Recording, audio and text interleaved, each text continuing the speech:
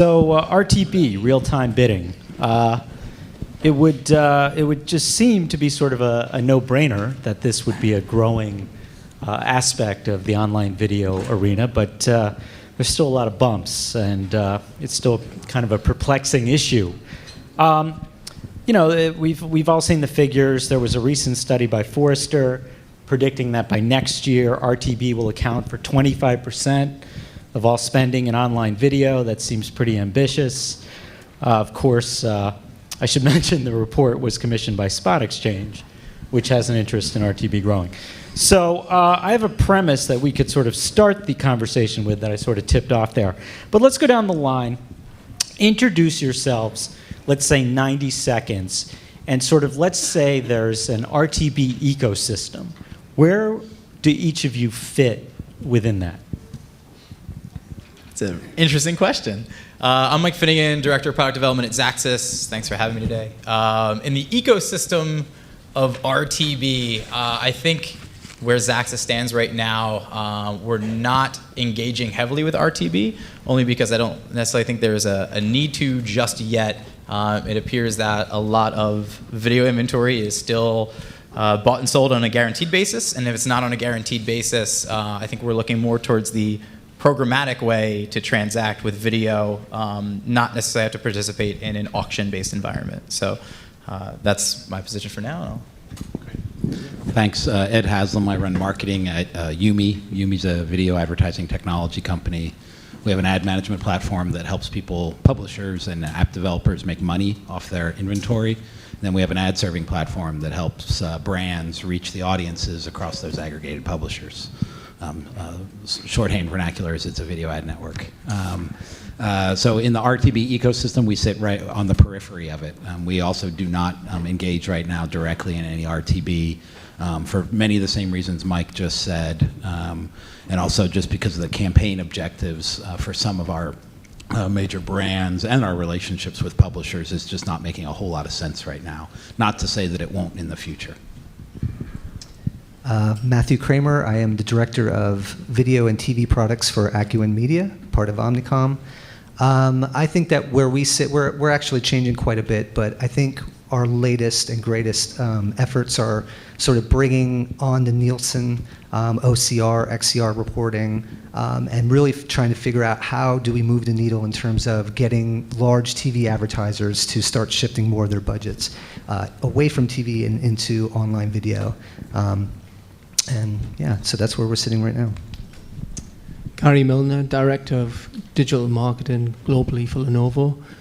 Where it sits with us is really on a strategic basis, where we're really considering it, separating our video buys into premium and into programmatic and real time, and using a platform-based approach globally to aggregate our varying agencies and business units into one platform. We have various agencies, we have various business units and marketing units, and this allows us to start aggregating everybody together inside a platform instead of everybody off doing their own thing, and we get a lot smarter on what we're doing. I'm sure we'll talk a little bit more about this as we go on. Hi everybody, my name is Brett Wilson. I'm co-founder and CEO of TubeMogul. And TubeMogul is a media buying platform for branding. So we partner with brands and their media agencies when the campaign is brand oriented, when context, not just audience, matters, when measuring persuasion, not just clicks and completion matters, and when accountability, really knowing who you reached and where your ads run really matter. And for us, I think we're probably, if not the largest, buyer of real-time biddable digital video inventory. We're one of the largest buyers. That being said, there's a difference between programmatic buying and RTB. RTB is just inventory that's bought via an auction mechanism. So a lot of the inventory that's bought via TubeMogul, it's not real-time biddable, but it's still programmatic. It's still bought via software. So I'll just go back to sort of my premise and toss it out there, and there's nothing really novel about it, but there's a lot of inventory out there in online video, and it has to be sold. and seems to be there's a hunger among buyers to do things more efficiently. So why is this market moving, if not glacially, then a lot slower than some people would have predicted? So I don't necessarily think there's a lot of inventory out there. I mean, it's the internet, so there's a lot of video views, and you look at some massive outlets like YouTube is a massive channel for that. But in terms of a lot of video, some is so desirable that it never finds its way to a marketplace. It's kind of snatched up with, we're in upfront season right now, and NewFronts just passed us, and so there's a lot of direct video buying, which means that those impressions would never find their way to a more a non-reserved marketplace. I think what you see happening right now, and I think actually, having Yumi up here and some conversations with video ad networks as well, is we're starting to see a separation of, there's no longer one-stop shopping to buy non-reserved video inventory. It's starting to, split so that the video ad networks, which represent a lot of buying power, and that's a good thing overall for the space. The video ad networks are able to work with more top branded properties and build those relationships, so that you see a lot of that inventory, kind of almost being cherry picked before it gets to an open marketplace, and then you see the secondary inventory, and anytime you talk about RTB, real time bidding, you always have quality concerns. I don't care if it's display, mobile, video, you name it. There's always quality concerns. I see a lot of publishers severing ties with that and letting that be traded on an open marketplace. From the Xaxis position, working really, really closely with Group M, our idea is to leverage that collective buying power that Group M affords, and we're able to go and extend, not shift from broadcast to digital. A shift implies that it goes from one place to another place, but extend. And I think that's our big vision, is not only are we trying to extend budgets, but we're trying to extend Group M broadcaster relationships into being not just broadcast, but digital as well. You want to take that, Brett, on the pace of evolution? I mean, I agree with Matt. I think there's a scarcity of premium digital video inventory. And really, digital videos, it's the only digital format that I know of where there's any scarcity at all. That being said, it's growing. And I think a lot of publishers are racing to create more content because of the juicy CPMs that they can get with video. And you said the market's slow. I mean, we're in a market that's growing 35, 40%. I mean, that's not that bad. It's a great market. It's a great market. And back to I think your opening premise of the Forrester number, and I think this market, you have to think of it across two different dimensions. One is, where is the video inventory? Is it in a player, in the page that a user's clicked on, or is it replaced a banner somewhere on the page? And then you have to think about the distribution of the publisher, because you can think about it in a Chris Anderson metaphor of there's a head end, a mid tail, and a long tail. So if you look out way in the long tail and you look out in the banner, there might be 25% of the impression clicks that could go to RTB next year. But that's way off from the amount of revenue that's going to go to the head end and the torso. So it's about premium inventory, it's about sort of the next generation of cable, and then it's also about the next generation of cable squared, which is what we call the long tail. And so that you have to think about the market that way, and think about your campaign objectives as it relates to both the type of inventory it is and the type of publisher it is. Now, Gary, you've got the money. So how are you thinking about, as you move forward, dividing budgets and how you purchase various pieces of inventory? I'll start with answering the last question, so I didn't get a shot. So I think change is scary in general. People don't like change. So movement into new things is always difficult for a lot of brands and a lot of agencies, unless someone's shaking the mix up. I think I think brands in general and brand marketing hasn't had strong metrics beside it. In general, very soft metrics have been put on branding, and I think that endemically leads to hard to make changes in what you're doing. So what we're doing is as I said earlier, we've split our inventory into two camps, and we're in the process of doing this across the globe. We'll have the premium, and we'll have the biddable programmatic inventory, and we'll measure them, right? So we'll have common metrics like cost per view. We'll have brand consideration metrics. We'll measure viewability and how much is being viewed, and we'll put them against each other. And my view is, personally, premium has to move to add value. So premium has to be, is it a social contest? Is it a sponsored piece of content? Are we engaging their audience in different ways? An impression, to me, should be bought at a cost point, and it'll be bought more on RTB and in the programmatic area. And that's the way we're thinking about this. And I can guarantee you, we've already done some testing. We've seen tenfold reduction in cost on some of the inventory we've bought. That is a dramatic metric. You'll not make that back on brand consideration. So what you have to be doing is then putting in place on the premium stuff some of these add value pieces that go around it. Now, that's the thinking we'll have in market, like the CNET and the outer markets, which could be the ABCs, ESPNs. I know you want to comment. Let me ask you, let's say the testing comes back strong and it shows RTB as a sturdy way to move forward. What percentage of inventory could potentially be bought? Well, via 100. that? I mean, Oh, you might go that high. yeah, well, it depends on the numbers and performance, right? I mean, no piece of media is sacrosanct because it's perceived to be premium media because it's got that brand value. The data means everything from my perspective.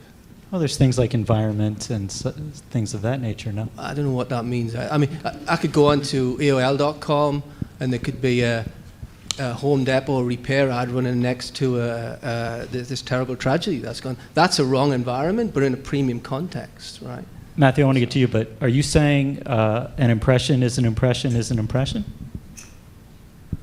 He's asking me. Yeah. And Yeah. you wanted to respond to that, did you not? In my view, just an impression is an impression unless you got a metric against it. Did you want to respond Well, to that? how do you define premium? Like, I think that's such an it's an ambiguous term that, I mean, as marketers, we throw around like, oh, it's premium content. But like, in video, what is the definition Sites of premium? where I'd be buying content on an IO, a contracted, negotiated piece of content that we've sat around the table and bought content through, either coffee table, office, bar, or whatever. Gotcha. Whereas the other one I'm buying through a machine. It's a very different environment. Matthew, you want to jump in on that? I saw you nodding your head.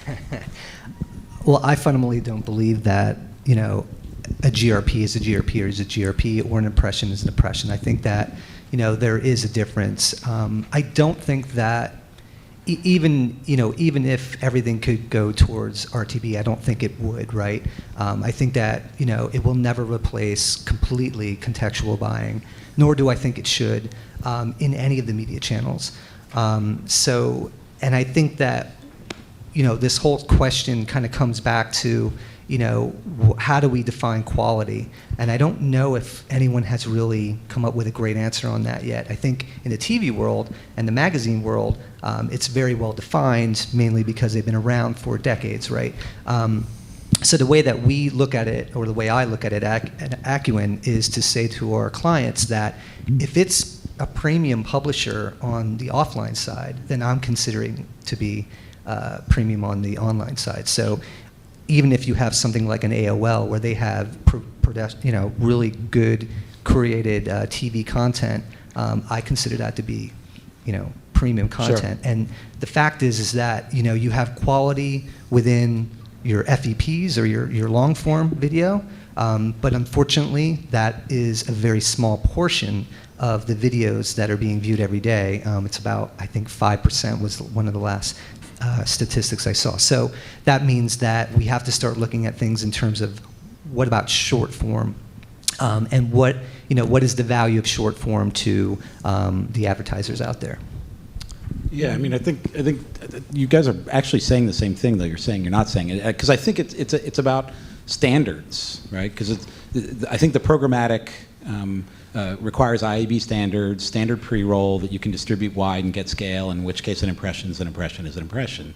But when you're talking about some of these more premium contests and some of these metrics where it's about engagement, and you have highly interactive ad units that don't adhere to a standard, they've been custom architected for the brand's objectives on that campaign, then you do need to be more integrated into a premium, quote-unquote, environment. And premium's in the eye of the beholder. I mean, we use basically the definition that it's well curated.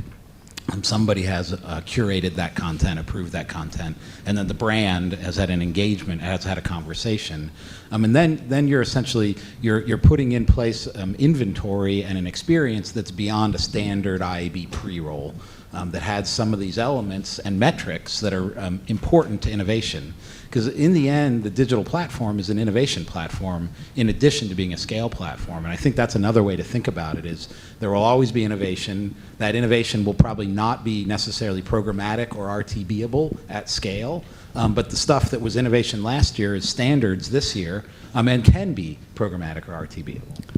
Brett, does RTB have an image problem? Is it synonymous with remnant inventory? I think it is. The genesis of RTB was with display buyers, and typically when you're buying display, you're optimizing to some type of direct response objective on remnant inventory. The difference in video is that all of the research we have suggests that context still absolutely matters. And because we're transparent and you see what's working at the site level, you end up paying more for the best sites. And so I think about maybe 30% of the inventory that we see that's real-time biddable is from sites that we would call tier 1 sites or sites that your mom would know.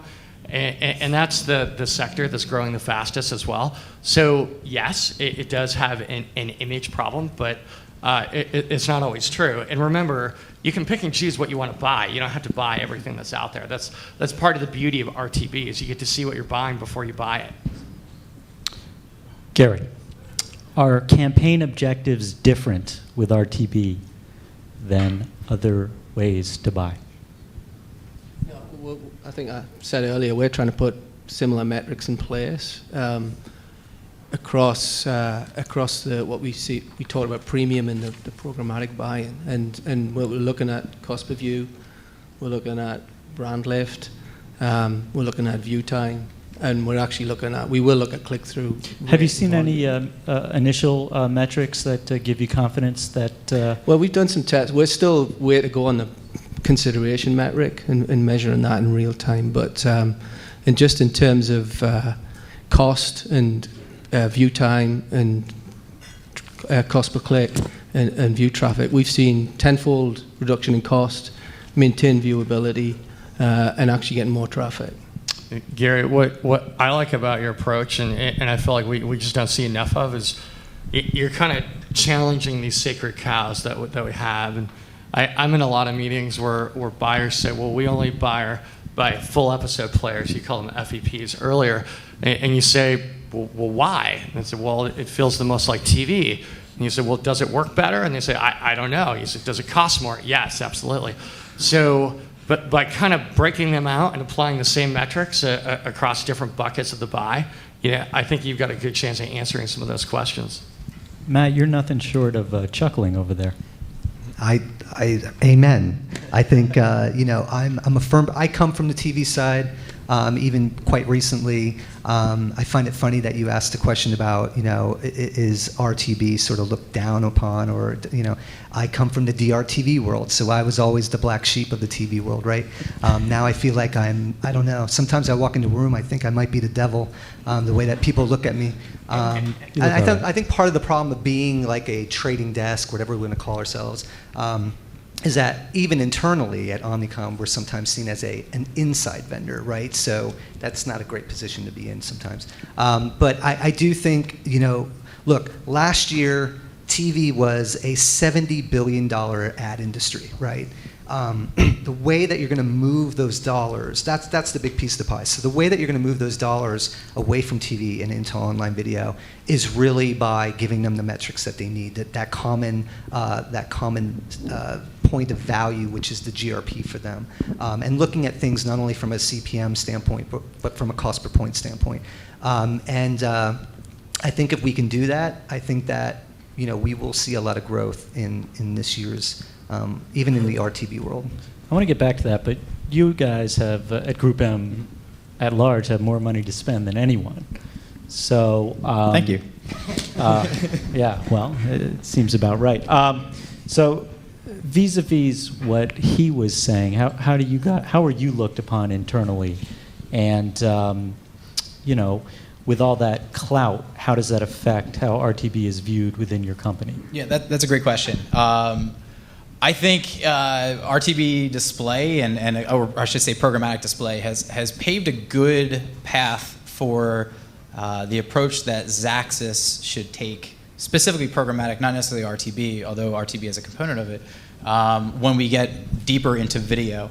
You know, I think for the most part, Xaxis partners with our agencies. You know, I know that we're looked at like a vendor quite often, and actually we're held to the same standards as any outside buy. You know, we live and die based upon the performance and KPIs that we hit, and if we don't hit it, we're cut. If we do hit it, then hopefully we scale, which is great. But the Group M kind of curveball is a really good one, and I mentioned it earlier about extending broadcast dollars into digital, and I think the common courtesy thing is extremely important, and it's an enablement point which is really critical to being able to recognize that an ad is an ad is an ad, but not always an impression is an impression.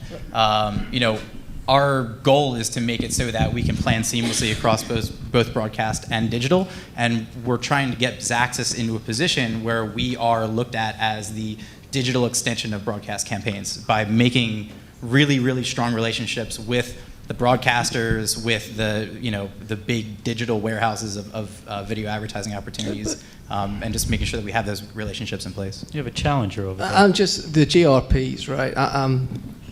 To me, it's just an excuse for the TV buyers to move money over, right? Because at the end of the day, my observation, certainly of 18 to 30-year-olds, you can have as much volume, reach, and frequency as you like. Vast majority of them are picking up the phone and tablets during advertising when ads are running. So you might be reaching them, you might have a frequency, but I'd question what the real engagement is.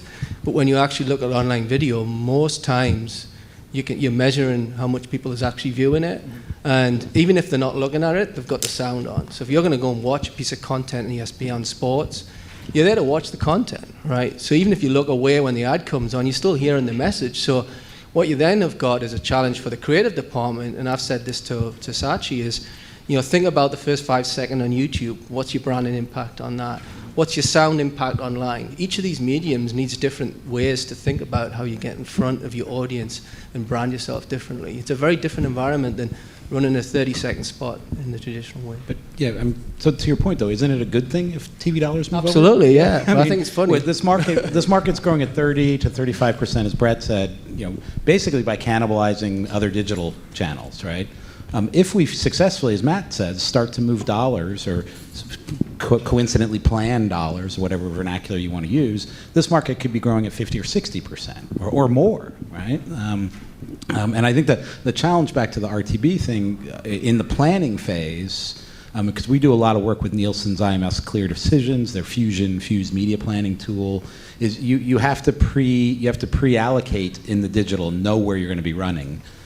To compare it to the TV campaign so that you can at least plan the right percentage to shift over, and then Nielsen's tool will help you know, was that efficient? Did you get the right efficiency in spend? And it varies by TV schedule and demographic.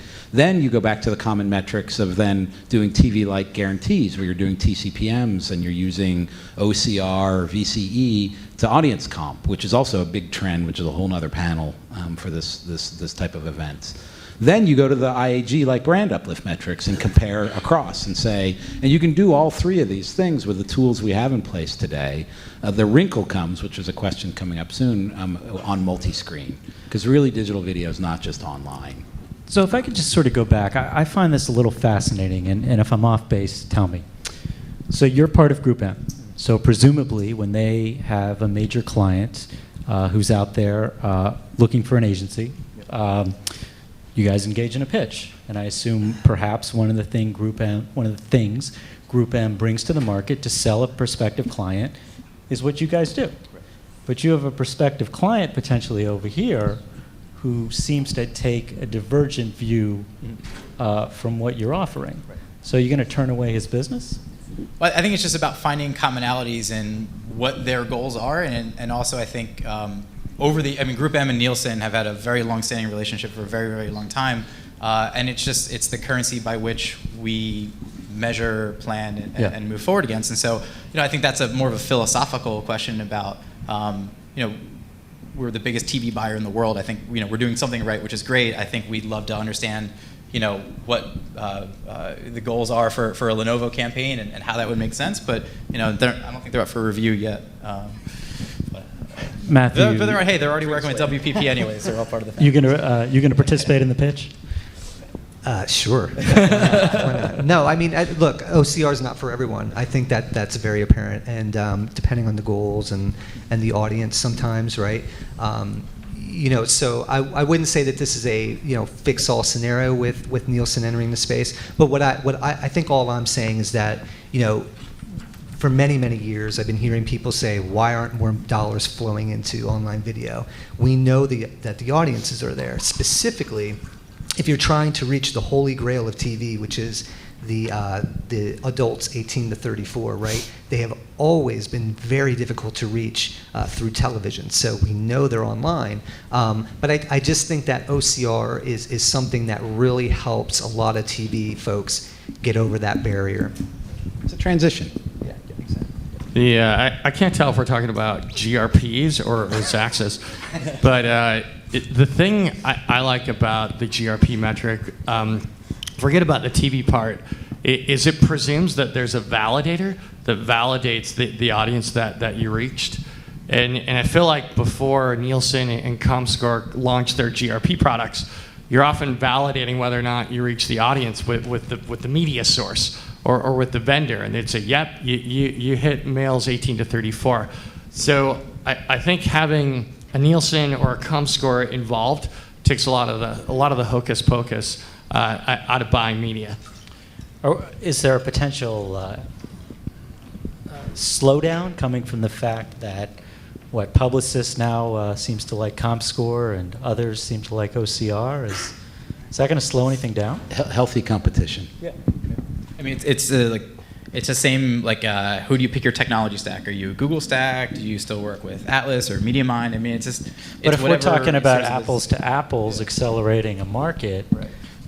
just having two different measurement companies. I also think it's healthy competition, and we're working with both just so we can be educated and know.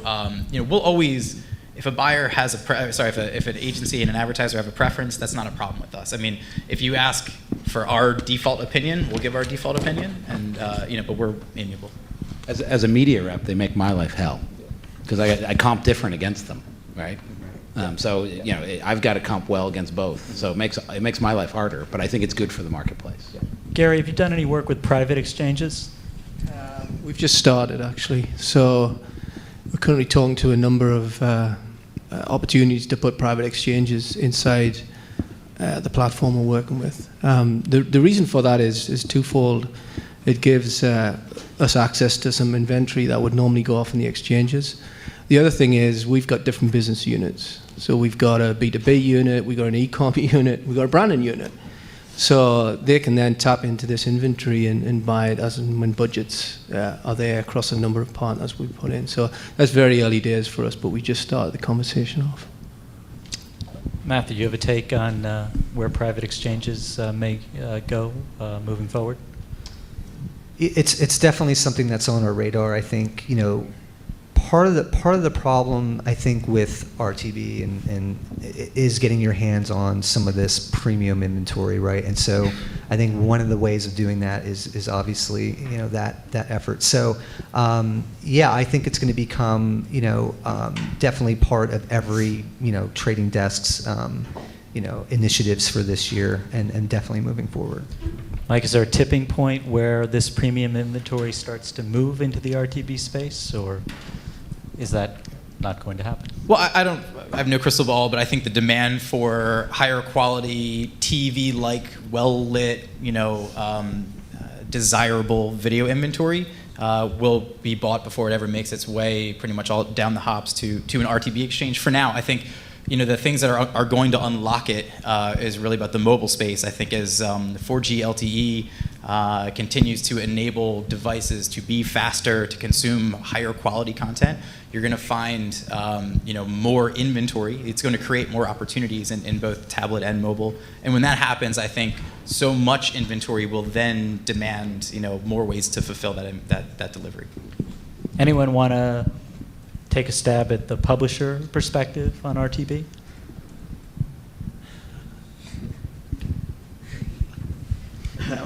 No.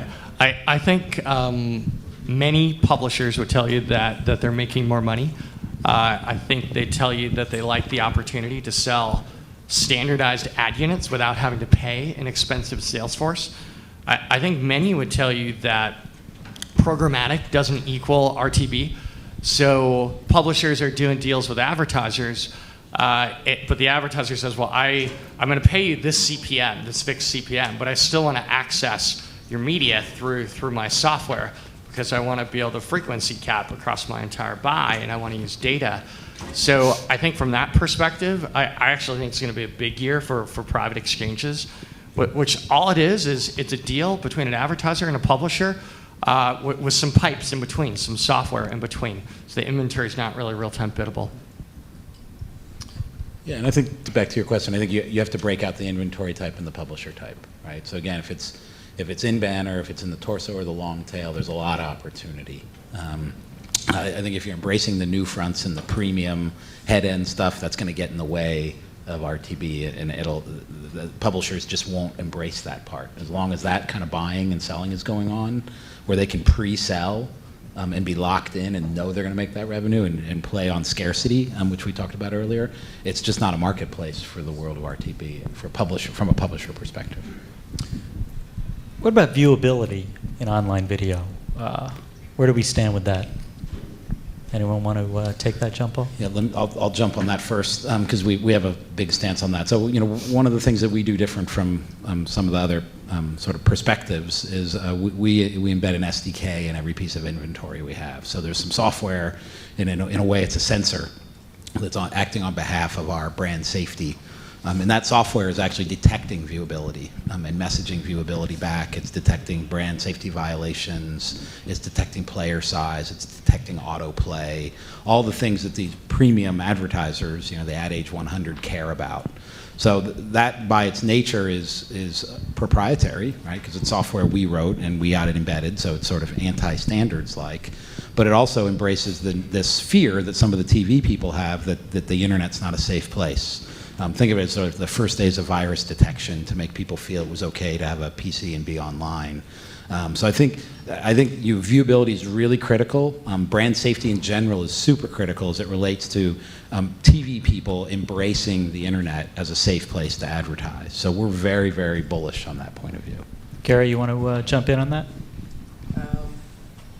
I think, are you talking about early on, the gentleman from Fidelity was talking about pre-roll in banner. We tend to stay away from that mainly because of this issue of viewability. There's a lot of inventory run below the page. Other metrics that he talked about are not there, so we tend to focus mainly on the pre-roll side because you got a lot more control over viewability and the metrics are a lot more true.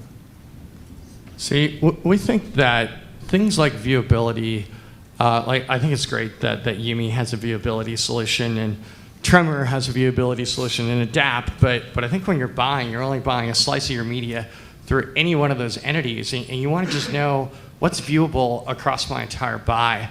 So our perspective has been there needs to be a standard for what constitutes a viewable video view, just like there is in display. So our approach has been to partner. We actually partnered with some of our competitors. And we solved the technical challenge around video viewability, and we're actually open sourcing it and making it available to the marketplace, and we're going to announce it later this week. The IAB, the MRC, has endorsed it, and the idea is it can be something that everybody can use, and the closer we get to a standard, the sooner we're just not talking about it on panels anymore. I'm in favor of any solution that doesn't add more pixels and more trafficking nonsense to the entire process. And that goes for display and video and everything else you want to say. I think it's completely out of control at this point.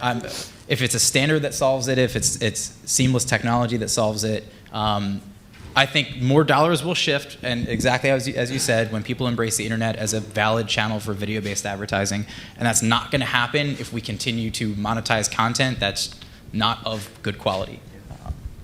Yeah, I think it's a huge topic, hot topic at Acuin, and for a lot of our advertisers. And what I'm looking for, I think, is what everyone's looking for, which is, a standard and something that is, at least for me, MRC accredited, is really what I'm looking for, because until you have that, you'll never put this to bed.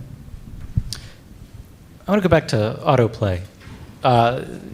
What about some of the issues with autoplay inventory for advertisers and publishers? Anyone have a thought on what some of those are? I think you see, I think you mean by autoplay, you get to a site, a video is playing as if you clicked play, but you didn't. We call that autoplay pre-roll or fake pre-roll. I think often you see it bundled in with real pre-roll, and presumably it's to drive down the seller's eCPM. We launched a website a year and a half ago called fakepreroll.com, and we started kind of showcasing examples, including our own, on the site. We had to take it down after a couple cease and desists, but I think we did. We proved the point, and I think buyers have a right to know what they're buying, and some buyers want to buy that inventory. It's just they should know what's real pre-roll versus what's not. Gary, I want to bring up this topic as far as the potential of efficiencies with RTB. Is there anything preventing you over time from bringing that in-house and saving money that way? Yeah. If you have a platform, we're a global company, so if you have a platform that you can work on, then potentially you could be doing that. First of all, you've got to get those foundations in place, and obviously have the staffing to sit on that platform. But it's perfectly possible you can enter the world where if you've got an infrastructure in place, you can put a number of people that could be working with an agency, right? Or could be running campaigns themselves in certain cases where we go and buy that inventory and media for certain campaigns. And that's something we'll look at long term, but it's not in the radar in the short term. When I think of if you look at the structure of the internet, long term, it's like the stock market, right? The stock market in the early days, trading was done off, personal interaction and things like that. And over time, it's become a complete electronic marketplace. And I can see a point where, the internet is like that, where the interpersonal relationships are more around these engagement type projects and programs. And then the buy and programmatic side is handled through platforms that spider webs across a lot of different sites and brings in different pieces of technology. I think we certainly can say that, and also it gives the ability to test things very quickly. So this interactive video we talked about earlier, very quickly you can put a test up, see how it's working, and then scale it. Because I think not a lot of that's done. A lot of content is often put out without a lot of testing against different pieces of creative.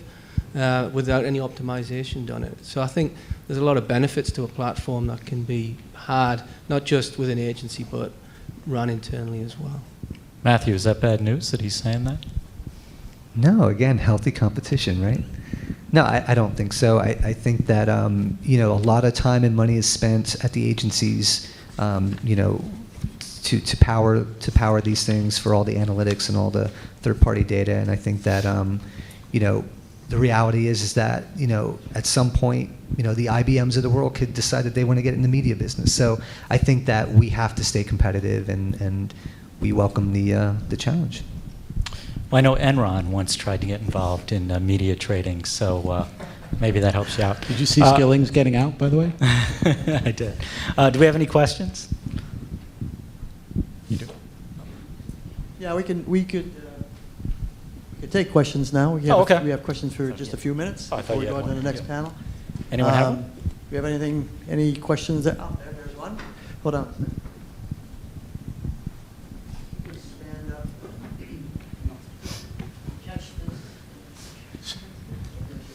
Yeah, thanks. My name is Mukund. I'm the GM of Video and Brand for DataZoo. So first, my questions are on viewability. So congrats to Brett and what you guys are doing at TubeMogul. You want to join the consortium? So I'd love to, but I'd love to understand. So one of the things, we keep talking about viewability, right? So viewability today is a display standard. The IOB, the goalposts for video are still moving. It was 50% in view about a month ago. Now it's, I think, 30% of the duration of the video in view.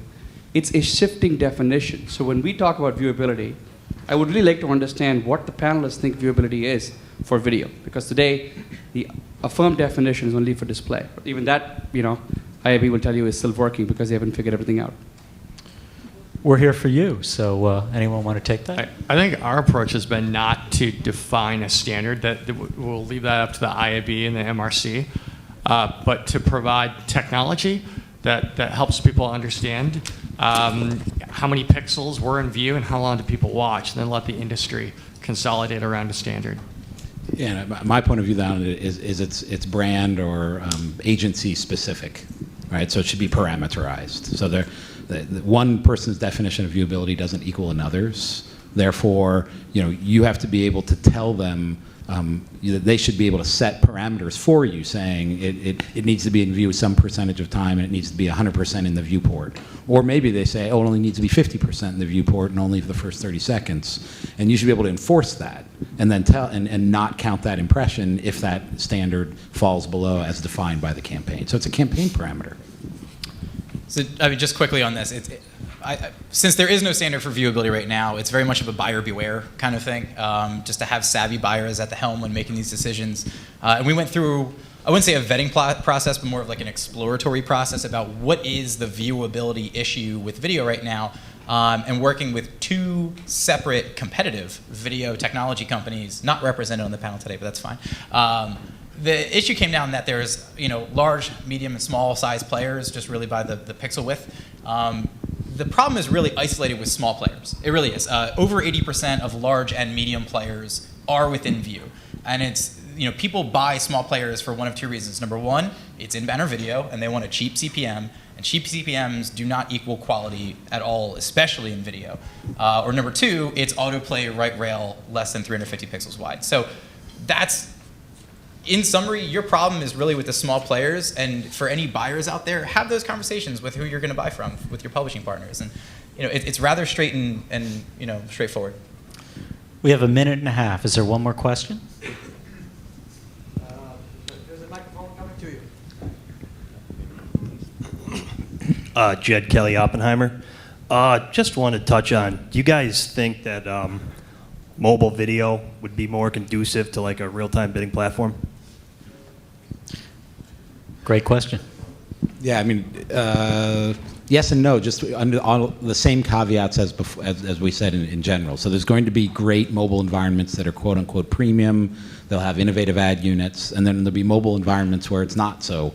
So I don't think it's more or less conducive, but I do think mobile is the new online, and I think we should stop thinking about mobile as being different, because mobile is going to pass online very soon in terms of the number of possible impressions and time spent. So this definitional breakdown of mobile versus online, I think we should actually let go of. Yeah, I agree. I think, we want to get to video, right? Instead of talking about TV versus online video versus mobile, I think hopefully within the next couple of years we'll just be talking about video campaigns. I think the biggest challenge for mobile right now, to be honest, is the lack of tracking, the lack of data. So that makes getting buying specific audiences a lot tougher. A lot of great minds are working on this problem, and I think that it will be pretty well taken care of by the end of the year, but for right now, I think it makes that a lot difficult, very difficult. When we think of mobile, we're a lot more excited about tablet inventory. There already is real-time biddable tablet inventory. There's just not enough, and some of that is because in the mobile environment, if you're an exchange, you've got to roll out another SDK constantly every time there's an update. But it's coming together, and there is inventory now. Thanks, guys. That was a great panel. We're out of time, and please join me in thanking them.